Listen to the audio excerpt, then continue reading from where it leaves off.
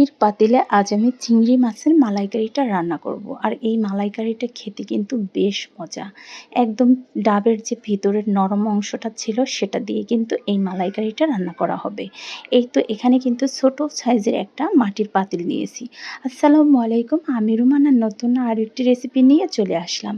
এই তো মাটির পাতিলটাকে ধুয়ে পরিষ্কার করে আমি কিন্তু শুকনো করে নিয়েছি। আর এখানে পেঁয়াজ কুচি আর কিছু ফালি করা কাঁচামরিচ অ্যাড করে দিয়েছি। আর এখানে কিন্তু ডাবের যে ভিতরের অংশটা ছিল নরম, সেটা আমি ব্লেন্ডার করে নিয়েছি। এটার সাথে মিক্স করে দিয়েছিলাম পেঁয়াজ কুচি আর কিছু কাঁচামরিচ। এগুলোকে ভালো করে ব্লেন্ডার করে নেওয়ার পর এই তো পুরো মশলাটা এখানে আমি অ্যাড করে দিয়েছি। সামান্য একটু রসুন বাটাও অ্যাড করে দিয়েছি, পরিমাণ মতো নুনটাও অ্যাড করে দিয়েছি। এখন বাকি যে মশলাগুলো ছিল সেগুলো অ্যাড করে দিব। এখানে আমি এখন অ্যাড করে দিব আধা চামচের মতো মরিচের গুঁড়ো। যেহেতু কাঁচামরিচের ঝালটা অ্যাড করা হয়েছে তাই আধা চামচের গুঁড়ো মরিচ অ্যাড করে দিলাম। এখানে আমি 1 চামচের মতো হলুদের গুঁড়ো অ্যাড করে দিয়েছি। এখানে আধা চামচের মতো ভাজা জিরা গুঁড়ো অ্যাড করে দিয়েছি।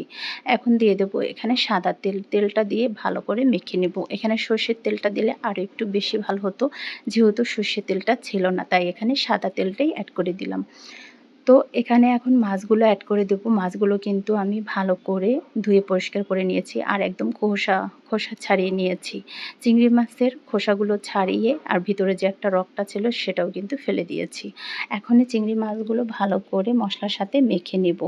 এই তো সুন্দর করে মাখানোর পর এখন চুলায় বসিয়ে দেব রান্নার জন্য। এখানে কোনো পানি অ্যাড করা হবে না, এই মশলা দিয়েই একদম রান্নাটা করা হবে। এতেই কিন্তু অনেকটা পানি ছেড়ে দেবে। কিছু আস্ত কাঁচামরিচও অ্যাড করে দিয়েছি। এখন ঢাকনা দিয়ে কিছুক্ষণের জন্য রেখে দিয়েছি। কিছুক্ষণ পরে কিন্তু ঢাকনা তুলে এভাবে একটু উল্টিয়ে পাল্টিয়ে নেড়েচেড়ে নিয়েছি। তো এভাবে নেড়েচেড়ে দেওয়ার পর আরও কিছুক্ষণ ঢাকনা দিয়ে ঢেকে রেখে দেব। যেহেতু এই পানিটা একদমই শুকিয়ে ফেলবো, এখানে কোনো ঝোল থাকবে না। ঝোলটা কিন্তু একদম পুরোপুরি শুকিয়ে একটু পোড়া পোড়া করে রান্নাটা করব। আমরা যখন গ্রামে কলাপাতায় রান্না করি তখন একটু পোড়া পোড়া হয়, খেতে ভালো লাগে, দারুণ একটা ঘ্রাণ বের হয়। আর তাই মাটির এই পাতিলটায় আমি একটু পোড়া পোড়া করেই রান্নাটা করব। আর পোড়া পোড়া যে ঘ্রাণটা সেটার সাথে কিন্তু দারুণ একটা ঘ্রাণ বের হয়। এটা খেতে কিন্তু ভীষণ মজা হয়। এই চিংড়ি মাছের মালাইকারিটা কিন্তু একটু পোড়া পোড়া করে রান্নাটা করলে আরও বেশি মজা হয়। যেহেতু ছোট মাছ তাই একটু একদম শুকনো করেই রান্নাটা করব। এই তো পানিটা প্রায় শুকিয়ে আসছে, তাই এখানে কিছু ধনেপাতা কুচিও অ্যাড করে দিলাম। দিয়ে একটু নেড়েচেড়ে মিক্স করে আরও কিছুক্ষণ ঢাকনা দিয়ে ঢেকে রেখে দিব। সত্যি এই রেসিপিটি এতটাই মজা হয়েছিল। এই চিংড়ি মাছের মালাইকারিটা খেতে কিন্তু দুর্দান্ত হয়। পুরো ঘরটাই কিন্তু ঘ্রাণে মৌ মৌ করছে। আর এই তো কালারটাও অসাধারণ ছিল আর খেতে অসম্ভব মজা ছিল। মাশাআল্লাহ, এখনই কিন্তু লোভনীয় হয়েছে অনেকটা। তো এই তো আমি ঢাকনা দিয়ে ঢেকে দেওয়ার পর এই তো কিছুক্ষণ পর আবারও ঢাকনা তুলে নিলাম। আর অনেকটাই কিন্তু তেল উপরে চলে আসছে।